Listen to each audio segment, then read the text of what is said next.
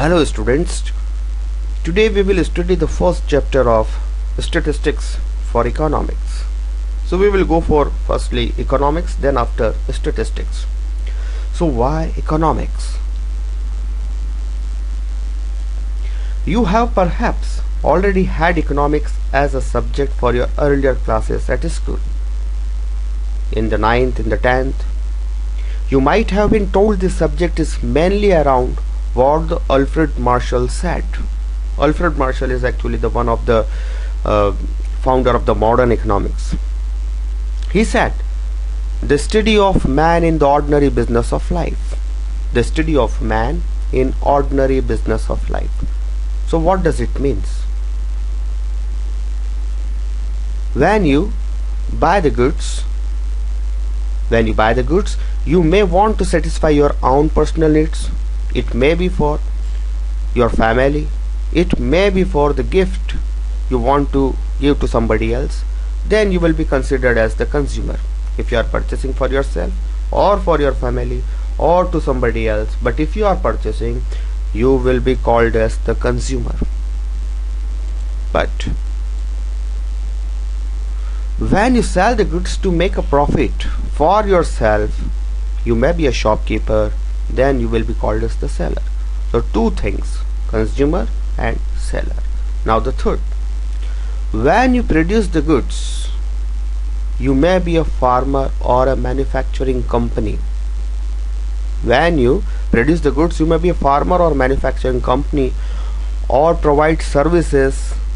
You may be a doctor, porter, taxi driver, transporter of goods. You called a producer. Are you getting this? Consumer और seller के बाद में आता है producer of the goods. Third के बाद fourth, when you are in a job working for some other person and you get paid for it, you may be employed by somebody who pays you wages और salary. You called an employ. When you employ somebody is giving them wage, you are employer. Are you getting this?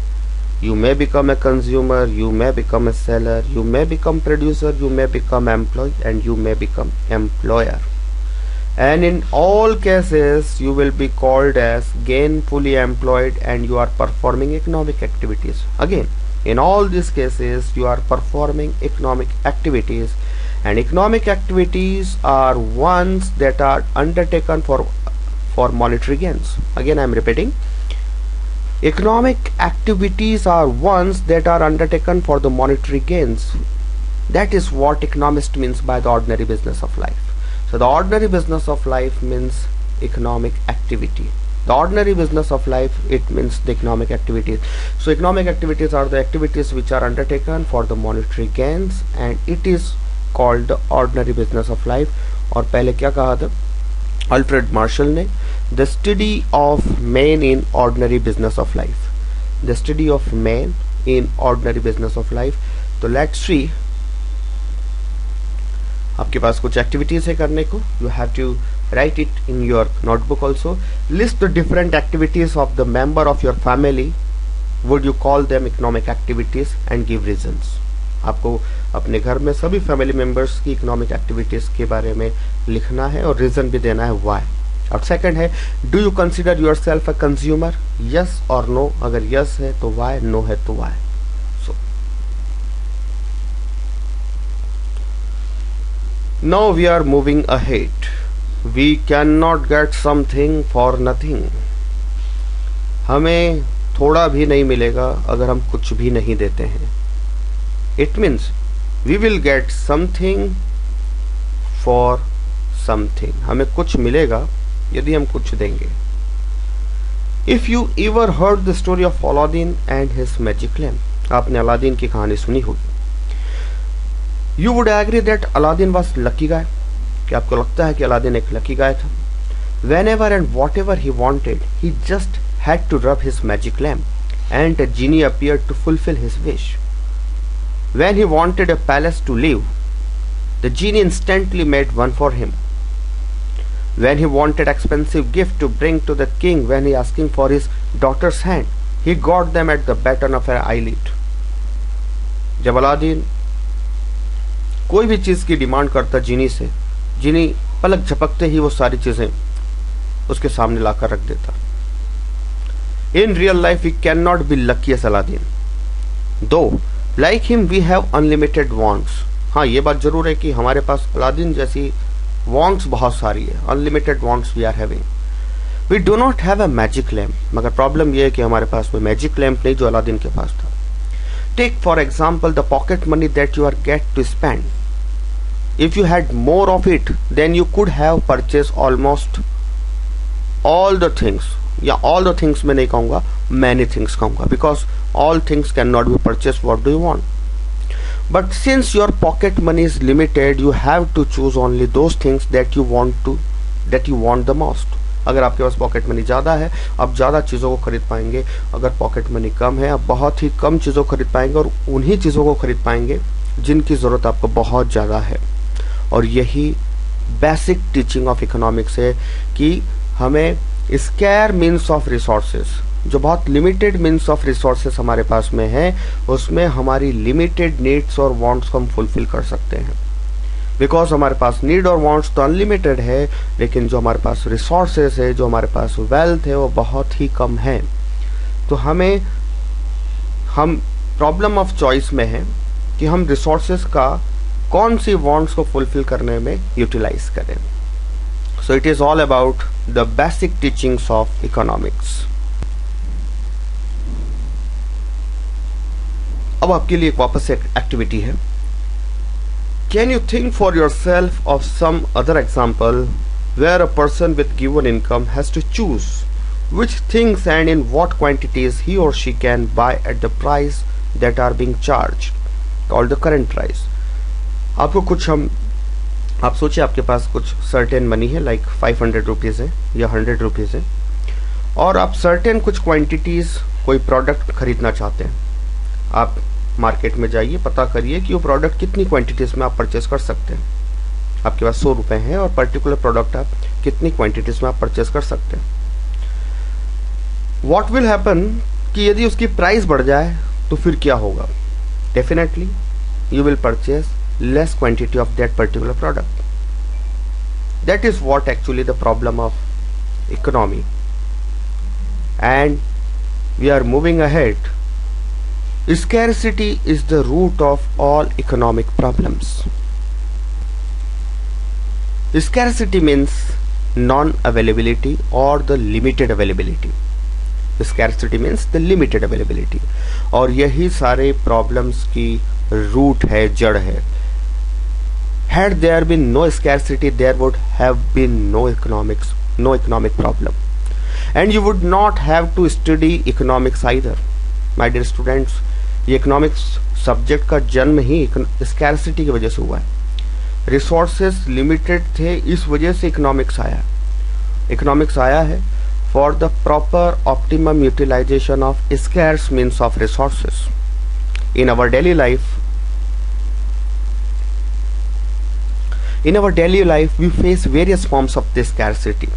हम देखते हैं the long queues at the railway booking counters, crowded buses and trains, shortage of the essential items, the rush to get a ticket to watch new films। और क्या ये सभी scarcity के examples हो सकते हैं? Yes, definitely. We face scarcity because the things that satisfy our wants are limited। हम देखते हैं कि जो भी चीज़ें हमारी wants को fulfill कर सकती है वो बहुत limited है और हमारी wants unlimited है। आपको इसके अलावा और भी कई सारे स्कैरसिटी के एग्जांपल्स फाइंड आउट करने हैं और लिखना है।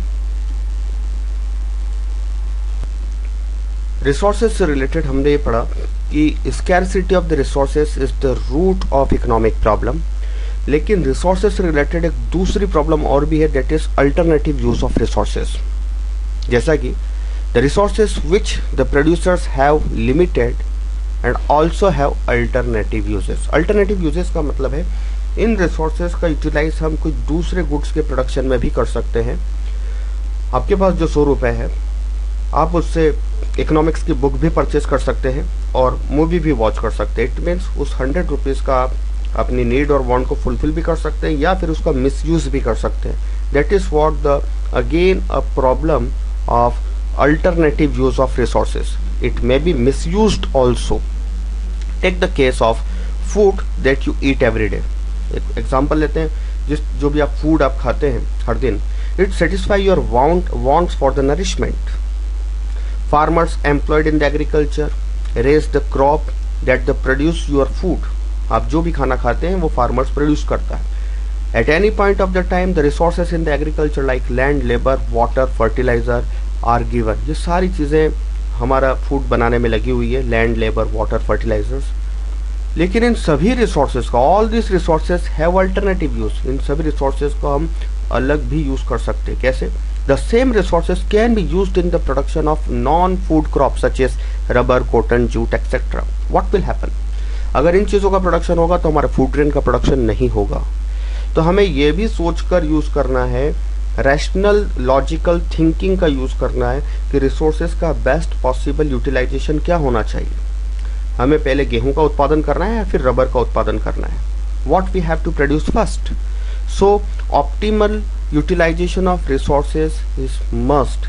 इट इज द, यहाँ पर एक ये रैशनल थिंकिंग है कि बेटर यूटिलाइजेशन ऑफ रिसोर्सेज हम करें, सही यूटिलाइजेशन ऑफ रिसोर्सेज हम करें। Thus alternative use of the resources give rise to the problem of choice, और इसी को हम बोलते हैं problem of choice between the different commodities that can be produced by those resources. ये पॉलिसी मेकर्स डिसाइड करते हैं what product we have to produce, that's why we will employ the resources to produce that particular product. हमें कौन सा product बनाना है ये हमारे policy makers decide करते हैं ताकि हम रिसोर्सेज का बेटर यूटिलाइजेशन कर सकें। Now the third activities of today's class. Identify your wants. How many of them can you fulfill? How many of them are unfulfilled? Why you are unable to fulfill them? Why you are unable to fulfill them? जैसे कि कुछ students का wants है। अब देखो बेटा, want का थोड़ा सा मतलब मैं समझाता हूँ। There may be two things, need and want. Need का मतलब you need food, shelter, you need books for education, you need school education, you need maybe the school uniform, bag, all these things related to your need. But want, you want to have a mobile phone, you want to have a bike, you want to have world tour. It means जो आपके dreams होते हैं, what you want to fulfill in near future, that is what want. तो आपकी क्या wants हैं और आप में से कितने जनों ने अपनी wants को फुलफिल कर लिया है और कितनी सारी आपकी wants अभी तक अनफुलफिल्ड है, और वो अनफुलफिल्ड अभी क्यों है, ये सारी चीज़ें आपको लिखनी है। देन आफ्टर दूसरा question, what are the different kinds of the scarcity that you face in your daily life. Daily life में किस तरह की आपको स्कैरसिटी का सामना करना पड़ रहा है और उसके क्या रीजन है। What kind of the scarcity, it means किन चीज़ों की, किन रिसोर्सेज की कमी से आपको प्रॉब्लम क्रिएट हो रही है, उस तरह की स्कैरसिटी को आपको समझना होगा और उसके रीजंस लिखने होंगे। स्कैरसिटी का मतलब रिसोर्सेज से रिलेटेड है। जैसे कि फॉर एग्जांपल अगर हम बात करते हैं बिजनेसमैन की, तो some time they are not finding the quality raw material, they are not finding the skilled labor, they are not finding the market also. तो ये कुछ कमियां हैं। they are not getting the money from the banks. तो वो जो limited resources है उसी में उनको काम करना है। तो इसी तरीके से what may be the other types of the scarcity the person may have.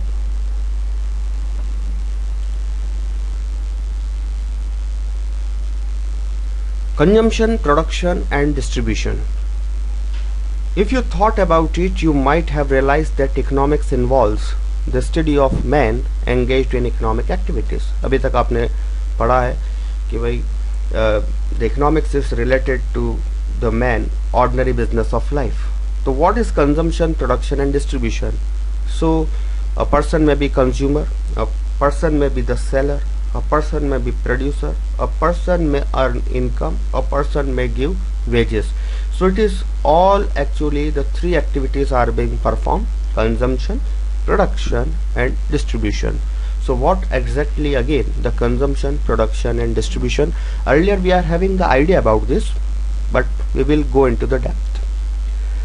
Being a consumer and having the income, by knowing the price we can decide what to produce. हमारे पास पैसा है, limited income है, or we know the price of the product, then we decide what product and in which quantity we will purchase.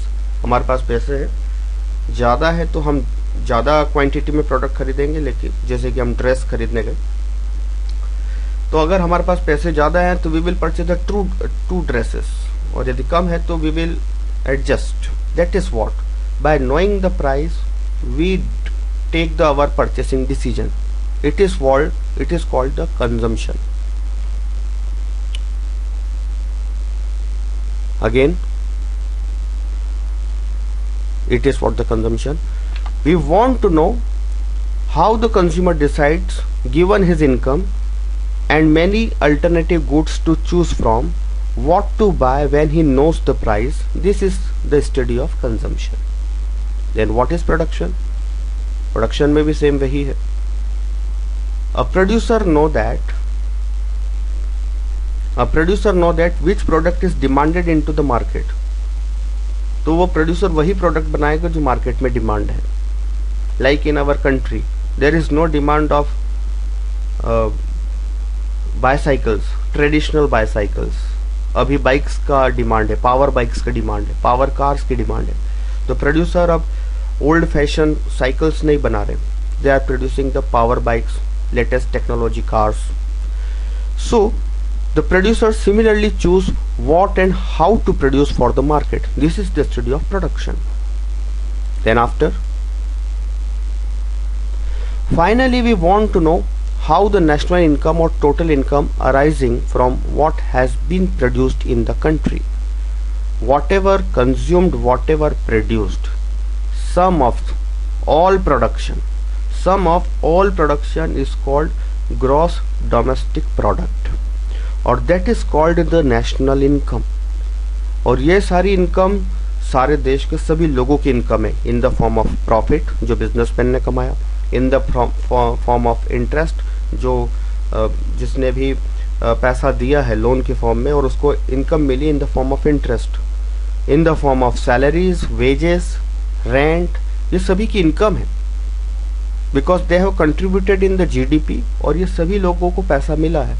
तो how much they earn profit, how much they earn rent, how much they earn wages, how much they earn salaries, interest, ये सभी चीज़ें कहलाती है distribution of income. Again I am repeating, when you do the consumption you pay for that to the producers. Producers ने factors of the production, land, labour, capital, machineries का utilize कर production किया, तो ये उनको फैक्टर इनकम देता है. और जो factor income producer factors of production को देता है, it is what the distribution. So there is 3 types of the economic activities performed in the economy. Consumption, when you purchase the goods. Production, when you produce the goods by hiring factor of production. और जब factors of production को आप income provide करते हैं, that is what the distribution of income. और सारे factors of the production की income को आप जोड़ते हैं, it is what the gross domestic product or the national income. तो इस तरीके से इकोनॉमिक्स की complete definition, economics is the study of how people and society choose to employ scarce resources that could have alternative uses in order to produce various commodities that satisfy their wants and to distribute them for the consumption among the various persons and the groups in the society.